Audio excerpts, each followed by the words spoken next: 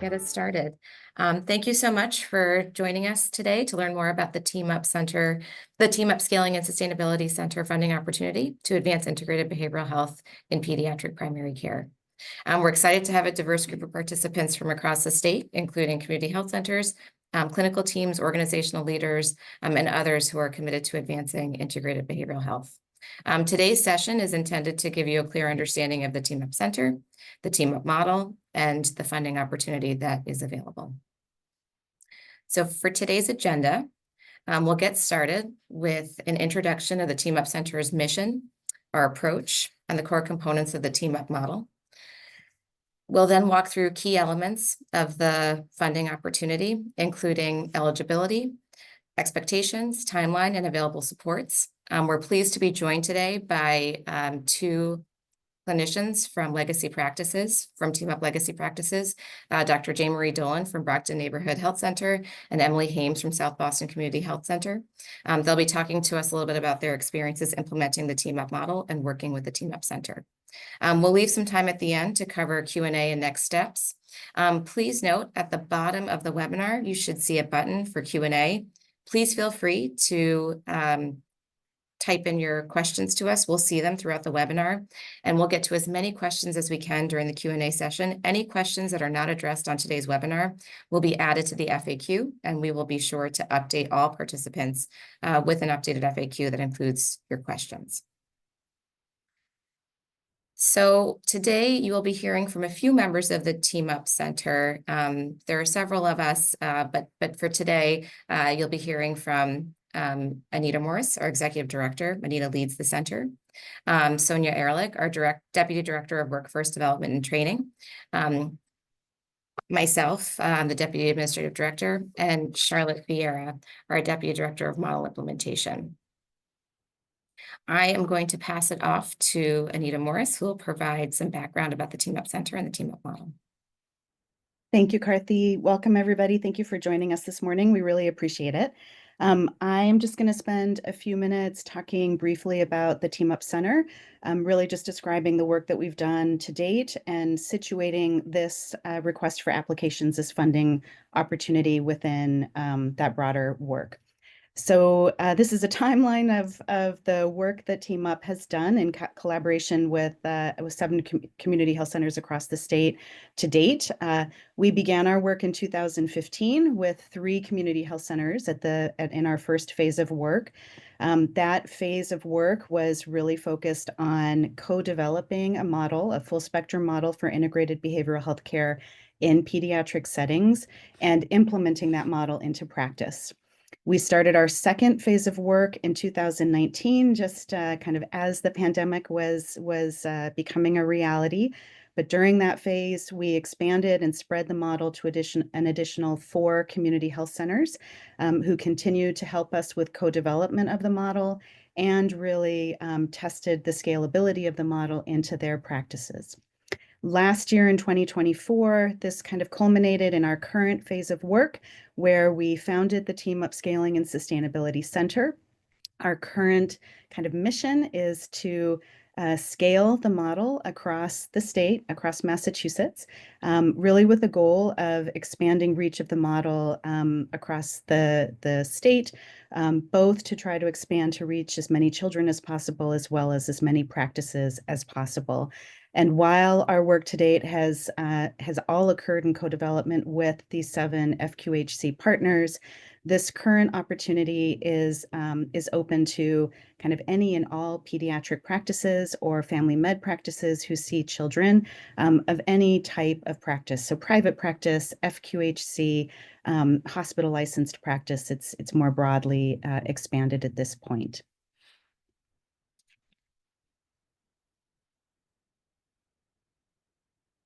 So I wanted to talk a little bit about the areas of focus for the Team Up Center, really just to situate this offering within the broader work that we do.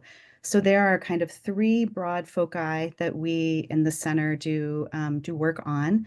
The first and kind of most important, our priority area, is the clinical model itself and supporting pediatric practices and practices who care for children in implementing this model and really kind of establishing this model as your standard operating practice within your clinic. I'll go into detail on this model in the next slide, but right now we'll just go forward with the other two streams of work. So the second part of what we do is focused on research and evaluation. The Team Up Center does have an evaluation team, and we organize our evaluation and research activities into three broad buckets.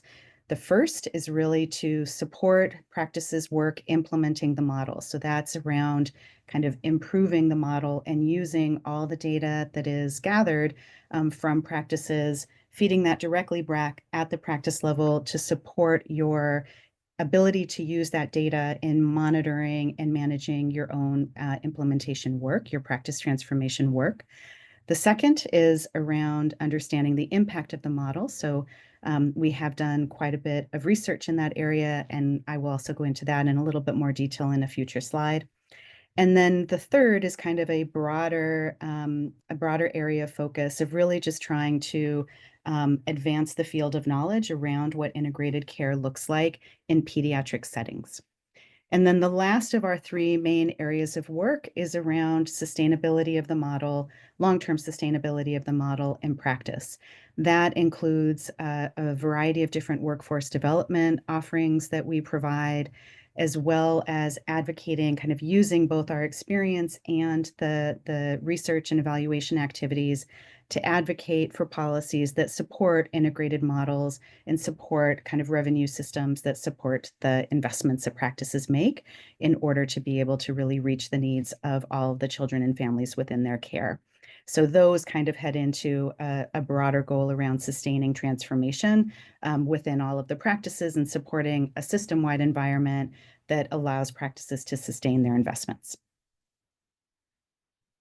So this is kind of the framework that we use around presenting the clinical model and tying that into both health outcomes and system outcomes. We kind of describe the model as a full spectrum model, meaning it's designed to be kind of your standard care for all children that are coming into your practice from birth through young adulthood, so all the kids who you are seeing. It starts really at that primary care front door with the universal screening that all of us do in our practice already.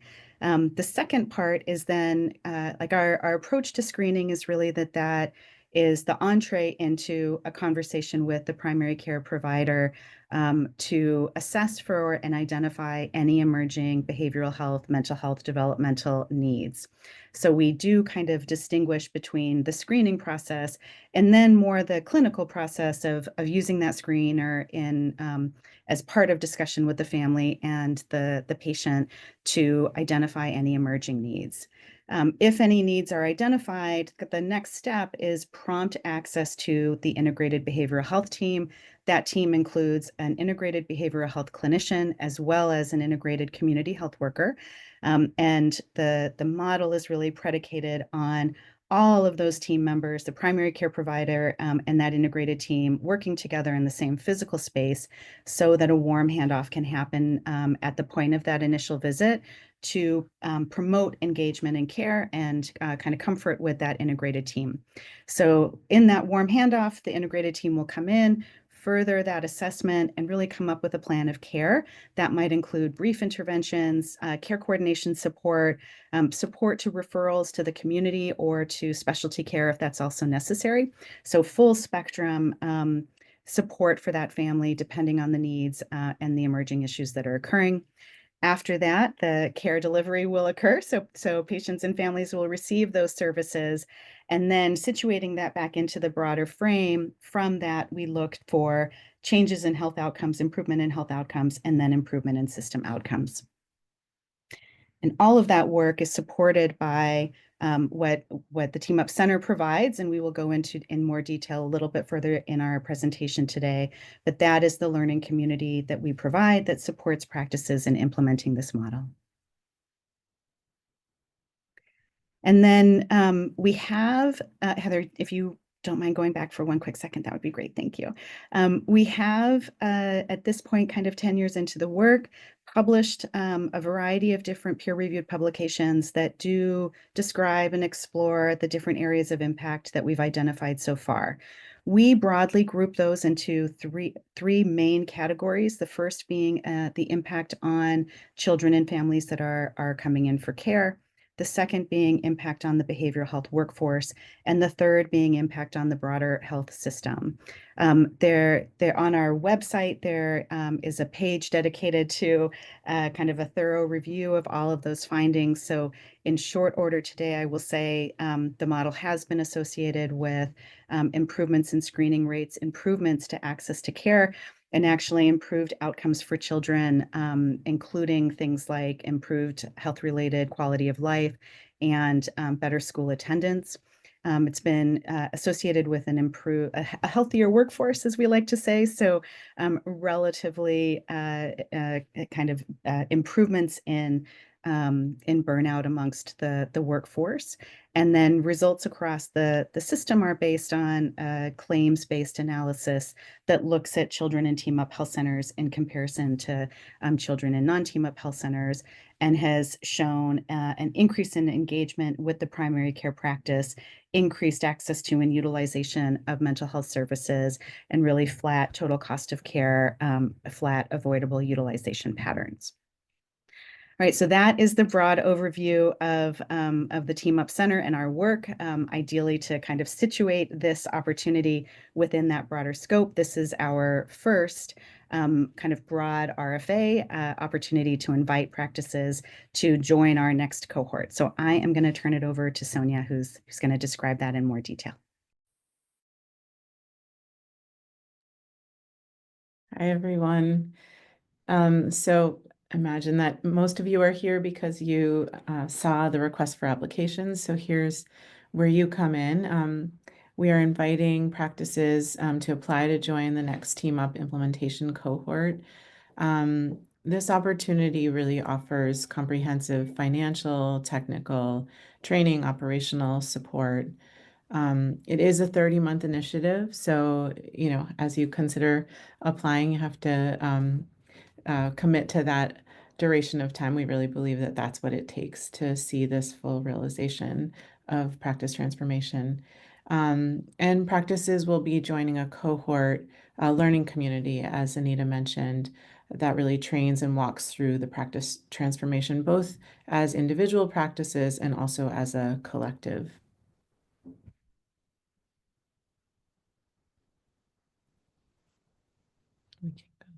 Thank you. So the things that are required for eligibility are that you are either a pediatric or family medicine practice in Massachusetts, that you have a patient panel of approximately 2,500 or more children and adolescents, that you have no planned EMR changes in the next 36 months, and that you are making a commitment to full participation in transformation and evaluation activities over these 30 months. And we will talk a little bit more in detail about what those entail. So this kind of looks at the phases of implementation. The 30 months is broken down into a planning phase of 6 months, an implementation phase of 18 months, and a sustainability phase of 6 months. And during this time, your practice will really get comfortable delivering evidence-informed integrated behavioral health services with your fully staffed integrated behavioral health team. And that will include behavioral health clinicians, community health workers, and primary care providers. And those 3 roles will be directly integrated within the context of your clinic. You will develop and implement clear processes for collaboration and patient referrals through standardized workflows. You will collaborate with Relevant Healthcare. We'll talk more about our partner Relevant to share accurate and timely data that supports implementation, tracking, and evaluation. And your team will engage in team-up learning community activities and continuous improvement processes to work toward model certification.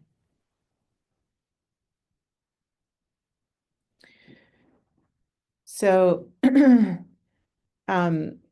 what your practice will do to implement the team up model is to implement the model in 3 structured phases. As I mentioned, there's planning, implementation, and sustainability. During the planning phase, you will be establishing your care team, you'll be beginning training activities, and you'll be beginning to develop workflows. During the active implementation, kind of the meat, the heart of the whole 30 months, you'll be in active care delivery, sort of process refinement, and a lot of training and technical assistance during that period. During the sustainability period, you will be evaluating the work that you have done, and you'll be working towards certification. Some of the activities include completing core clinical trainings across all of the care team roles, stabilizing those workflows that you've developed in partnership with TeamUp, building and optimizing your electronic medical record practices. You're establishing those templates and really optimizing the way that your team is using them. And then actively participating in TeamUp's quality improvement efforts and evaluation.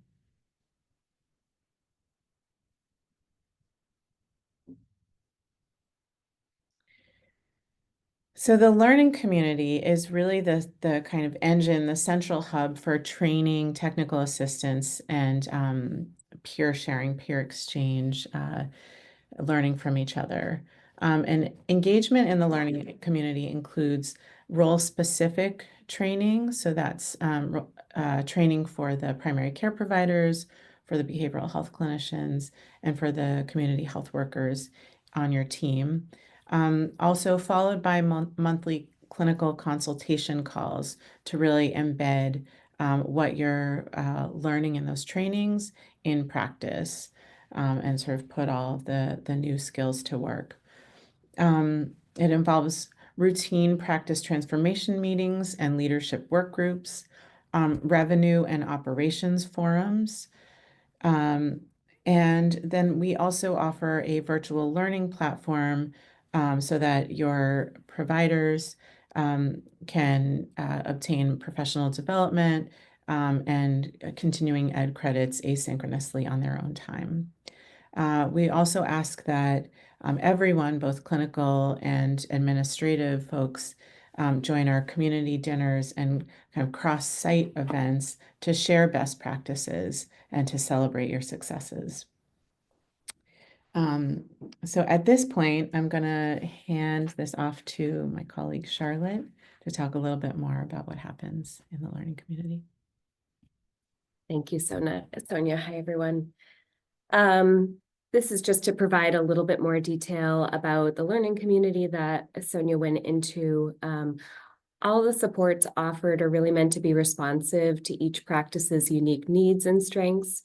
We work really hard to prioritize both collaborative relationships and also really try to respect practices as being kind of the experts in their own context, really thinking about ways that sites kind of take this model and adapt it to their unique setting. So in doing that, practices really receive a lot of tailored coaching, technical assistance to guide their implementation, and there's scheduled and as needed clinical consultation as well, as Sonia referenced. So the initiative is really designed to meet practices where they are, and support an implementation process that's unique, again, to their setting and most importantly, sustainable. Next, I'm going to talk a little bit about the infrastructure and data support. Heather, I'll have you advance. So TeamUp partners with relevant healthcare to provide data infrastructure. This happens through a customized data dashboard that's designed to support practices in monitoring their implementation and outcomes aligned with the TeamUp model. Data are available in real time for tracking progress, identifying areas for improvement, and sustaining change over time to support the individual practice in their quality improvement and decision-making. This infrastructure also really enables our team's access to de-identified data that's aggregated within a secure data warehouse. And this is really for the purpose of that ongoing evaluation work that my colleagues have spoke to, really looking to prove and improve the model through the initiative. To talk a little bit about the team, I know my colleagues have talked a bit about the multidisciplinary integrated care team. So practices will develop and engage this team as part of the initiative. And as we've said, it does include PCPs, behavioral health clinicians, and community health workers working collaboratively together within the primary care space. We also ask that practices designate an administrative leadership team to really oversee the initiative within the practice. So this would include an executive sponsor, so someone from the senior leadership who can champion the initiative and really support sustainability, clinical champions in both the primary care and behavioral health space, and then a project manager and IT and billing leads, again, to support that infrastructure and really make sure that there's a good, solid foundation for implementation. So to talk a little bit about the benefits, sort of how we see benefits for three major groups. We've really aligned this in how we think about sort of the outcomes and the different groups that have benefited over time in the work that we've done to date. But really, as part of the initiative, we see that patients and families will benefit from faster access to care, whole person support, and easier navigation within the behavioral health system and for behavioral health services. Providers benefit from targeted training and coaching. We see reduced burnout and just enhancements in their collaboration and teamwork within this multidisciplinary care team. And for organizations, the initiative supports strategic alignment with mass health priorities, quality improvement, and it's an opportunity for future certification as a pediatric behavioral health home. So finally, I just want to cover some of the selection criteria. So practices will be selected based on demonstrated need and organizational commitment, leadership strength and data infrastructure, and willingness to innovate and just contribute to the learning community, the knowledge, the sharing that happens in that space. We see that as really critical to the way the initiative comes together. And in a little bit, we will talk about sort of the steps in the process for applying. But at this point, I actually want to turn us over to hearing from some of the leaders that we've had in our previous Team Up sites. We are excited to be joined today by two leaders from Team Up sites who bring deep experience in implementing integrated behavioral health. They're each going to share some reflections on their experience working with Team Up, including what's worked, lessons learned, and advice for new sites. So first, I would like to introduce Dr. Jane Marie Dolan. Dr. Dolan is a pediatrician and a clinical leader at Brockton Neighborhood Health Center, one of our original Team Up practices. Dr. Dolan is a board certified in pediatrics with training from St. Louis Medical School, Metropolitan Hospital in New York City, and Montefiore Hospital in the Bronx. Dr. Dolan has been at Brockton Neighborhood Health Center for the past 15 years and has really been instrumental in advancing behavioral health integration at BNHC. She brings insight into what it takes to build strong care teams and has really been very valuable in our work and our initiative. So Dr. Dolan, welcome. Thank you for being here.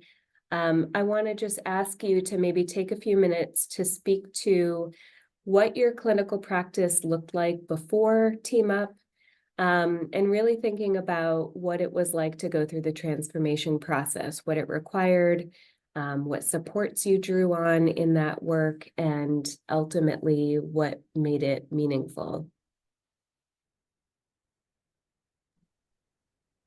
Thank you, Charlotte, for the kind introduction. I've actually hit 20 years here at Brockton Neighborhood, so time flies.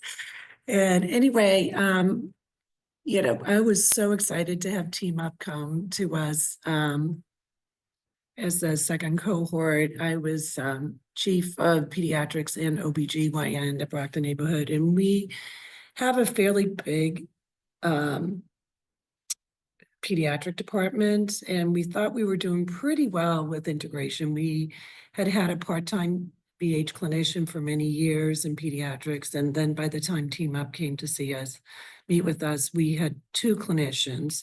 We didn't have any family partners or community health workers, and we did have for a little time, had a pediatric psychiatrist with us, but our work model was kind of siloed a little bit. We had our clinicians in pediatrics. They did a lot of warm handoffs, working on mostly social needs, but then also some behavioral issues for therapy or school issues like ADHD, and we would do handoffs there. But we didn't have a formal workflow, so a lot of kids fell through the cracks. We have busy practice that continued to grow due to our large immigrant population, so a lot of kids fell through the cracks, either by no showing for follow-ups or not following up with the clinician. We had screening tests that were okay. They were, sufficient for our mass health requirements, but not always used consistently in our team. So that was our model then. And as I said, we thought we were doing pretty well. And then we met up with Team Up and started working together for a more integrated model. The initial part was planning. We had to work with our executive team at the health center and start hiring to get our support with the organization for the model. Hiring staff was huge, but not just having the extra staff, because we never had community health workers and we needed more clinicians for our model, but also the training was really, really important for everybody. So training for the CHWs in a new role for integrated care. Our BH clinicians had more training for the integrated model and working together. As a pediatrician, we, learned better screening tools, which were integrated into our EHR. We learned to interpret our screenings much better, and there were lots of opportunities to learn. The online modules were not only kind of fun, but they were easy to learn. We had consultations with the psychiatrist and lots of integrated team trainings. Learning to understand and recognize not only psychiatric disorders, being better at looking at things like depression, suicidality, anxiety was really important to us, but also learning about early childhood behavioral health, which we don't get trained on very well in medical school. A lot of things that we learn in medical school are medical based, and having our trainings on early childhood BH and more intensive learning on development, maternal depression, and psychiatric illnesses was extremely helpful for us. So that was like the education model was great, and it just enhanced all our learning for the whole team, which really helped with the model of integrating. Another part of our transformation was just working within our department and working on workflows. Team Up is very good at making you stay organized and stick to doing these workflows. We worked really hard to get some really good workflows, having a patient see the primary care first, but then seeing the clinician of the community health work, and defining those roles and those workflows are really good. It came at the most amazing time because we were in this cohort during COVID. So the whole world blew up during COVID. We didn't have to do much during COVID because we were just working with the chaos. But the aftermath of COVID, kids with so much depression and anxiety, Here in Brockton, our kids were out of school in person for over a year. So the amount of kids with behavioral health problems surged, and we could not have taken care of our kids if we didn't have this team with the staffing and the training. It also helped with our children with early childhood development and everything, because a lot of our kids didn't get early intervention. There were a lot of issues with development, bonding, and other things. And having this team have an organized workflow is really essential for our success. And we keep working on those handoffs and workflows. So it's not just during team up, because they actually make you like work on this, and even the whole team, the whole department gets together at times to work on the model, to make sure the screenings, the workflows, the follow-ups are all done, and the whole team is involved in this. We're still using those tools today. We meet with our BH team monthly. We continue to look at our workflows and our quality measures to make sure we're sustaining this. So these are good tools that you use not just during team up, but long-term. Besides that, I just wanted to give you an example on the workflows. For example, we have a workflow for ADHD, where each team member has a responsibility. We also have a good workflow for behavioral health screening, for positive depression, which is defined by the PHQ-9 with who does follow up and what, and handoffs. We have other ones for screening, or early intervention, and just very solid definition of roles and follow-up. So kids aren't slipping through the cracks as much.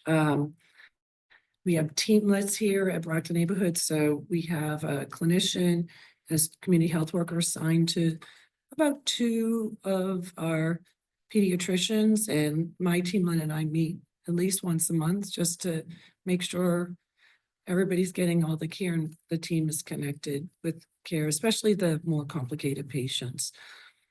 Another important role was, I thought, as pediatrician, was really understanding what BH does, how clinicians like our social workers get trained. So it was more siloed before, where the social workers and the BH department kind of worked. They were there, but we were kind of doing our own thing. But we kind of all learned each other's perspective on how to take care of patients. We get trained in pediatrics in a more medical model. Social workers have a different aspect on it. Our community health workers, because they speak the language, we have a lot of different languages and backgrounds here, because they're working with the family. Everybody has their own perspective on what the family needs and how to care for them, and understanding each other's roles and respecting those as equal partners is really, really important. I think that was a growth in our team, and we still look at our clinicians and community health workers as an essential equal member of the team in caring for our patients. It does help. As I said, in the old model, everything fell on the pediatrician. Now we share everything with our BH team, so everybody has a role. So it definitely, as I said, post-COVID, and even now with all the behavioral health issues we see in pediatrics, I don't think you can provide good care and without burnout if you didn't have a team to work with you. The day is busy and you can't see everybody in 15 minutes and solve all their problems. So to have a team that can work with the families and the school system, early intervention to help with the care is essential for us. And we continue to grow even after team up. So anybody interested in this model, you should sign up for it. We wouldn't have survived the last, those 5 years, especially in the middle of COVID, without all the education, the model, making us look at our data, work at our workflow, work with the team, work together as a team, as a truly integrated model.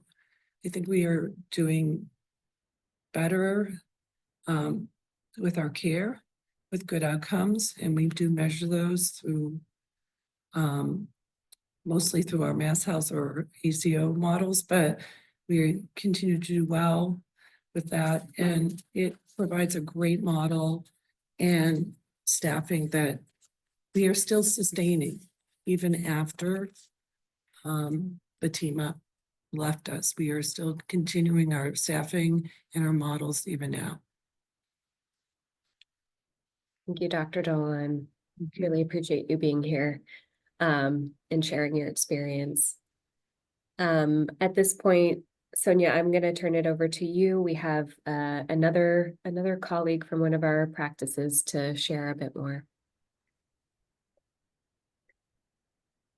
I'm delighted to introduce Emily Hames, who is a licensed social worker. She is at South Boston Community Health Center now and has been there since 2014. She's the director of behavioral health there. She has led behavioral health integration across pediatrics, adult, and family medicine, as well as in specialty clinics. She brings deep experience from a range of settings, including residential, inpatient, school-based, and outpatient care with a foundation in individual therapy for children, adolescents, and families. She was a very active participant in our learning community and a real leader for everyone who was in the initiative in cohort 2. So thank you so much for being here, Emily, and I'll turn it over to you. Hi. Do you want me to answer the same questions, what we look like before and what we look like now? Okay, great. Yeah. Mhm. All right. So before Team Up, I thought we were fully integrated. We had several clinicians working with pediatric providers, adult providers, family providers, and we did warm handoff. So I sort of was like, I don't know, maybe we don't need Team Up. Maybe we already have this. Then we got Team Up and it was very clear that the model that we were using wasn't going to be sustainable. My clinicians, I had, let's see, 6 or 7 clinicians, and everyone would get full, and then you'd have a huge waiting list. And so Team Up, sort of the model that Team Up, the model that continues to always be sort of like at forefront with the Team Up funding and all the sources is that you're going to walk in with the patient and you're going to see them that day and you're going to try to figure out what they need. And maybe they don't end up on a waiting list with you because you can sort of get them services in the community. There's just so many community-based programs that I feel like if you just are I need this patient to be referred for therapy. And that's what was sort of happening is everyone coming out of COVID, everyone wanted therapy. And how can you manage that sort of huge influx? And the Team Up model really, we have no waiting list now. Anyone who walks into our clinic who is crying and having anxiety or depression or anything that's going on during a medical visit, they can talk to an integrated clinician right then in 5 minutes. So I think just the Team Up model really brings behavioral health right into your primary care doctor's office, and there's no sort of like shame or guilt. We talk about it because we can actually get you some help right then and there. So that's sort of like the biggest change I think in South Boston is that we can help a patient right then and there because of Team Up.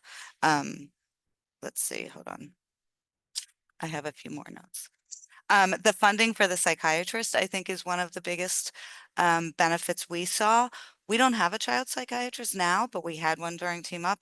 And what our pediatricians, our behavioral health, and our community health workers learned from the psychiatrist helped us sort of like carry what we learned. A lot of our primary care doctors felt very uncomfortable starting SSRIs. They did, and we would have Boston Medical Center do consults with them and our psychiatrist, and every anyone working with a pediatric patient is comfortable starting a medication now. Do they need help? Do they need support? Yes. But the Team Up model sort of gave you that support And we continue to have that support after Team Up is gone. We still have a relationship with BMC and work very closely with them. So that's another major component, I think, that all of our medical providers, their comfort level in asking the questions or saying, I don't know how to do that. Let me ask for help. That's a huge piece, a change, I think, at South Boston. The other role is the community health worker role. I mean, Team Up's whole model wouldn't exist without a community health worker. The work that they do is invaluable. I think that when our patients need to navigate a school, these systems are very complicated and most of us struggle navigating them every day. And so helping patients figure out how to write a letter to the school asking for more support. How do you register someone for school? How do you get them into EI? How do you get all the forms that a doctor needs so that they can do a autism evaluation?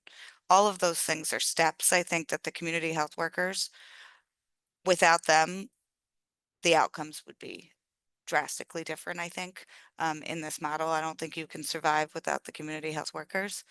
And so that role, we continue to have 2 community health workers, and there is no reimbursement for those, but our health center finds the funding because executive staff, medical staff, all the nurses, the medical assistants, registration, they advocate for those positions and they know how important they are. So I think the CHW role is invaluable, and finding funding for that is just, I mean, Team Up will continue to advocate and stand in courts and go to Washington and advocate for community health worker role. And so I think learning how essential that role is has been, my CEO too. I tell him stories all the time about all of the amazing stuff that the community health workers do. And so I think that work is seen throughout the health center, any practice. It's huge. I could go on and on. They do ask for a lot of quality and measures, but I think everyone learns from collecting data, right? Everyone understands what works, what doesn't work, and how to improve. And so most of the implementation stuff we still continue to use. There are things that Team Up has said, oh, maybe that didn't work for your health center, so let's not use it moving forward. But it's a learning process. Thank you, Emily. That was really helpful. And I know some of your staff continue to come to our trainings too, even though you've graduated. Team Up doesn't really ever go away. They offer you their package forever. Well, thank you for being part of the community. And thanks to both of you for your time. I'm going to hand it off to Karthi now. Thank you so much, Sonia. So we have a little bit of time for Q&A, and Emily, actually, we did just get a question from one of our participants just about screening for BH issues. And the question, if you wouldn't mind, I can share the question. If your practice is anything like ours, you're uncovering a huge number of patients with behavioral health issues and need therapy. Have you managed to keep your waiting list for your own clinicians at 0 by referring these patients to community resources? And how do you follow up on those patients to ensure that they actually get the services they need? So we sort of assess and figure out, do they need to come to the health center because they essentially historically haven't been able to get other places? And those are the patients that come to the health center mostly. We do have other patients who just we have a telehealth day, and so they have a few telehealth slots and they might fill those with someone who probably doesn't need to come to the health center, but could use that slot. So we sort of assess where they need, and we have a lot of community resources.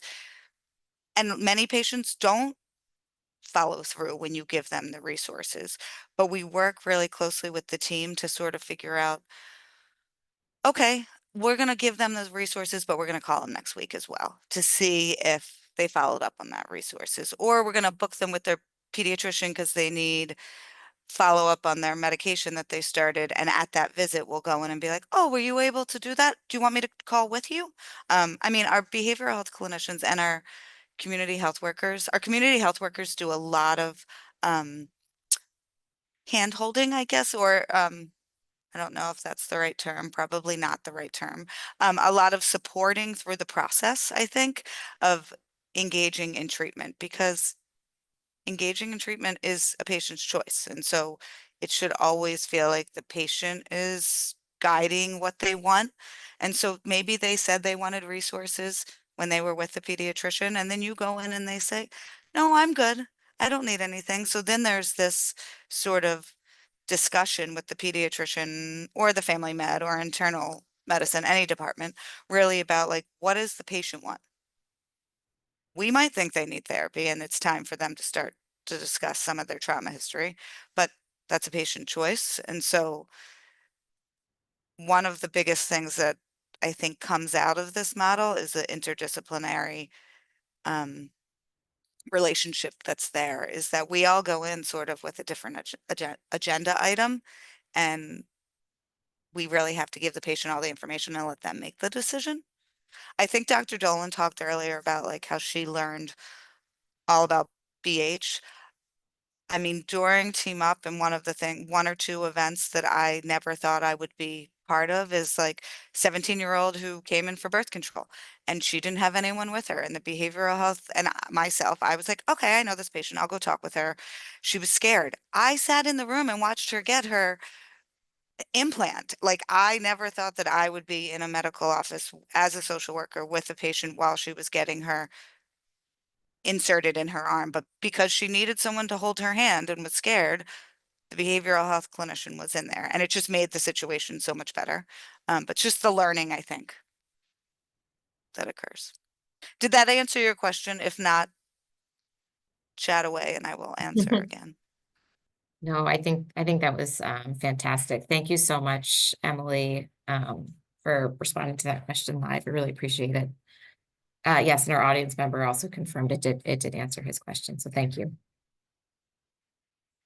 So we have about 10 minutes left. Thank you again to Dr. Dolan and Emily. Your remarks were incredibly meaningful, and I think just we're so grateful that you shared your experiences with us today.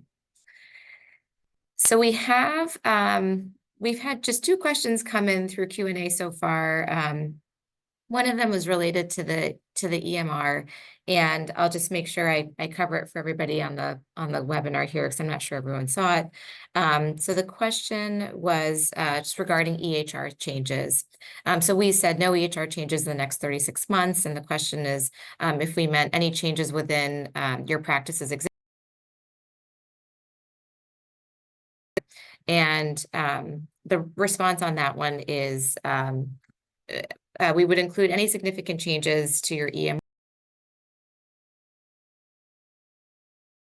applications to your EMR that would not be disruptive to your work in this specific initiative implementing the Team Up model. To be realistic about how that might impact you as a practice during the 30-month implementation work. And we can further elaborate on this in the FAQ. So if this didn't fully answer your question, or if you have follow-up questions about it, we're happy to take that back as a team, and we can update the FAQ with more detail. And Karthi, can I maybe just add something to course. that too? Yeah, I think certainly changing your EMR is a very significant undertaking, and generally takes all of the time and effort, both of like the IT team, the administrative team, and the clinical teams, because of all the new workflows that the team needs to learn. So like the reason why we include this is because that is probably a pretty massive transformation that's going on, which might kind of make the timing not great to be doing something like Team Up at the same time. But also on the flip side, we also know that there are kind of constantly little upgrades happening, or changes in templates, things like that. We're not talking about those things. I think the major guidance is just If you anticipate a major disruption to your electronic medical system, certainly we also are creating your implementation dashboard out of your electronic medical system. Those we're encouraging folks to be realistic about that happening at the same time as something like Team Up.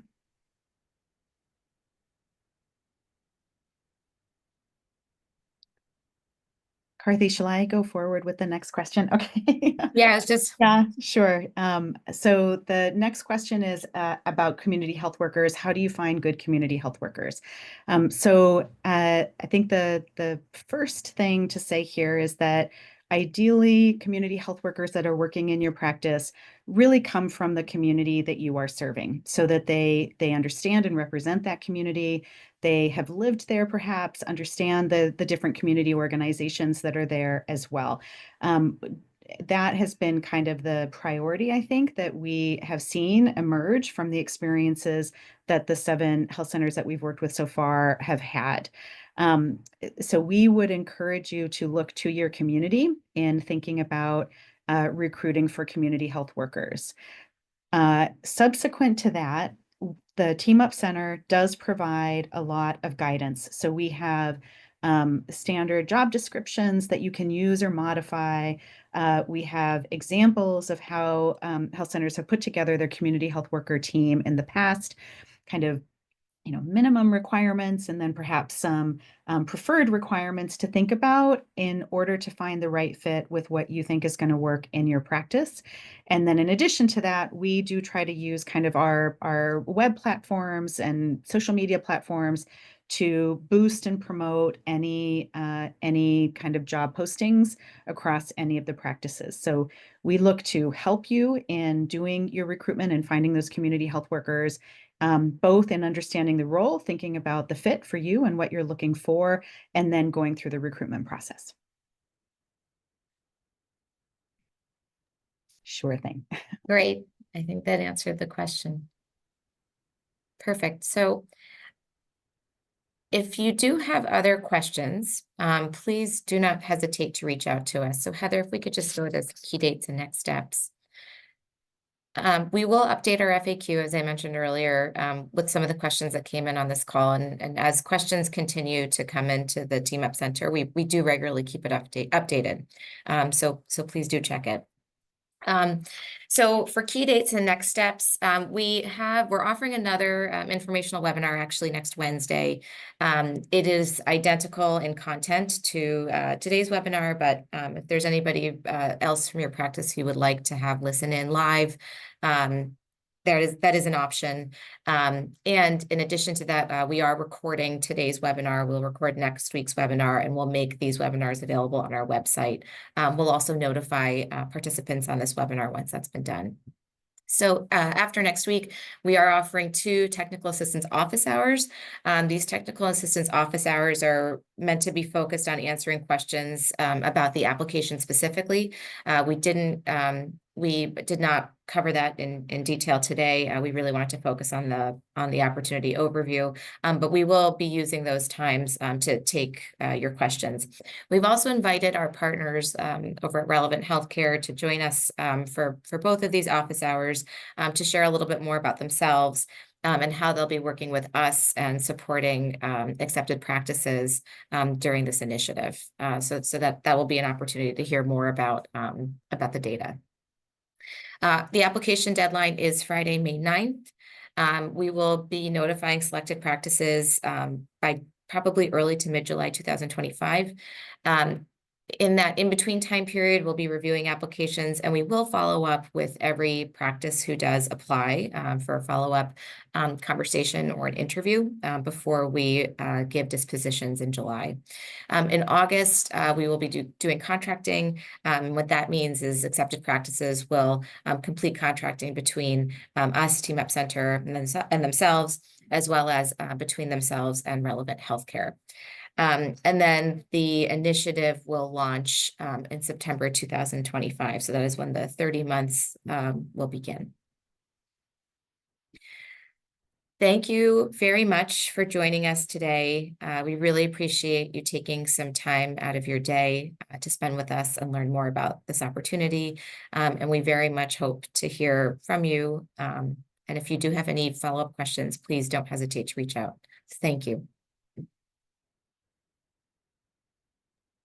Thank you, everybody. Have a great day.